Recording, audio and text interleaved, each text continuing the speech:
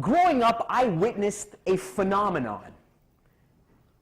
As an East Indian, South Asian male living in Canada, it's crazy to think, but we actually have our own national sport here in Canada.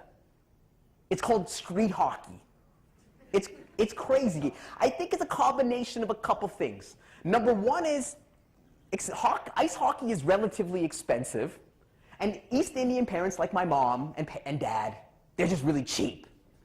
I remember asking my father, Dad, can I play ice hockey?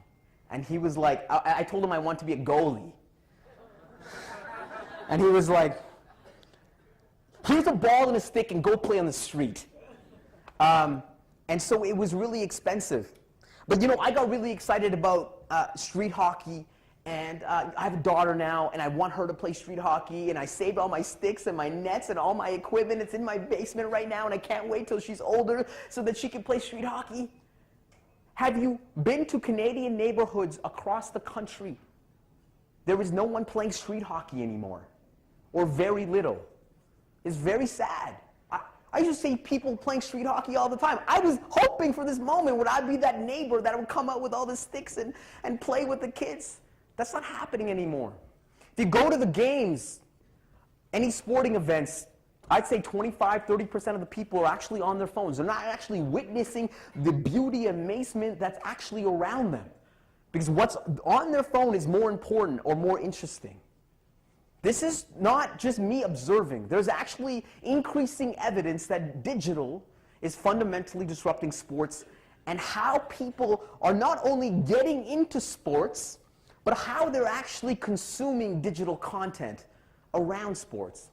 But again, there's going to be new challenges, and I fundamentally believe there's going to be new opportunities.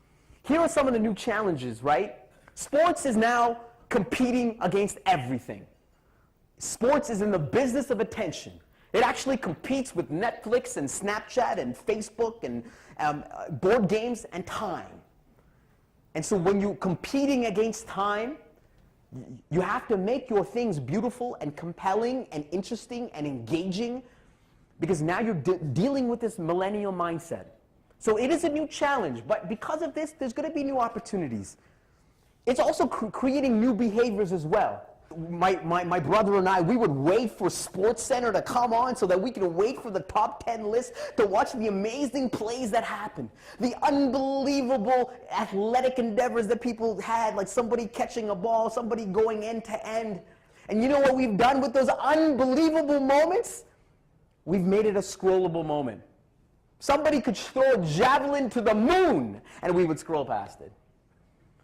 I remember when Vince Carter, when he was at the dunk competition, he was so ice cold, he froze the world over. We talked about this for days and weeks and months around what he did. I would say that Vince Carter put basketball on the map in Canada. And this moment was such an important moment for Canada and sports and for basketball in Canada. And I'm afraid that if he actually did this today, we'd just scroll past it. And we wouldn't be as impressed. Because now you can just go on Instagram and Facebook and YouTube and see kids doing acrobatic dunks that are better than this. The improbable is the new normal, and we see it all day long, so we just forget about it. I follow this guy on Instagram. His name is Pavel Barber. Do you guys know who this guy is? Some people do. He's a stick handling specialist, and he posts all the really great moves and deeks across the world, and he's curating it, and I'm obsessed with this. I love it. And he's fundamentally destroyed the All-Star Game skills competition for the NHL.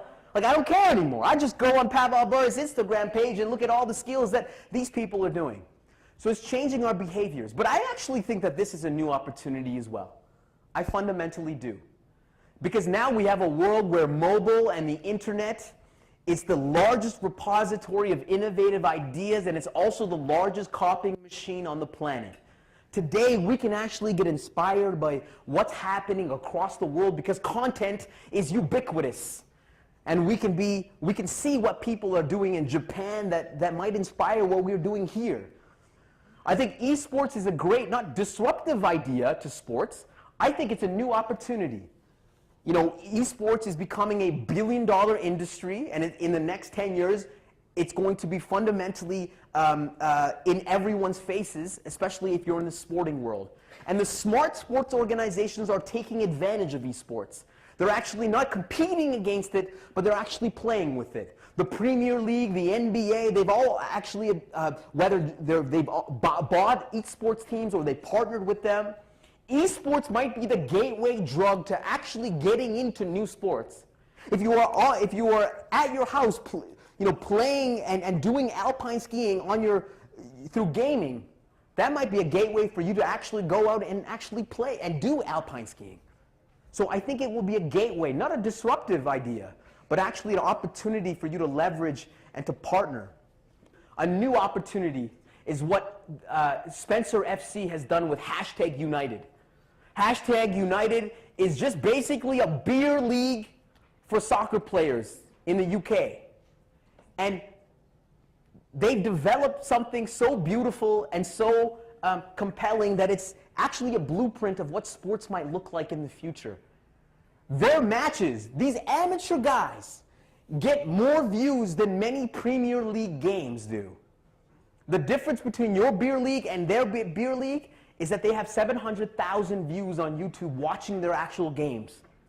It's unbelievable. And what they have done, the reason they've been so successful, they've actually made soccer now more human. They produce really great content, YouTube edited content. They package their sports highlights together. They actually focus on the personalities, the game, the community. And they've been able to build a cult-like following. And I think this is a beautiful idea and a blueprint of what sports might look like, instead of relying on big leagues and big organizations. This is basically started from nothing, and now they're this giant movement. So if you haven't heard of #United, I encourage you to check it out.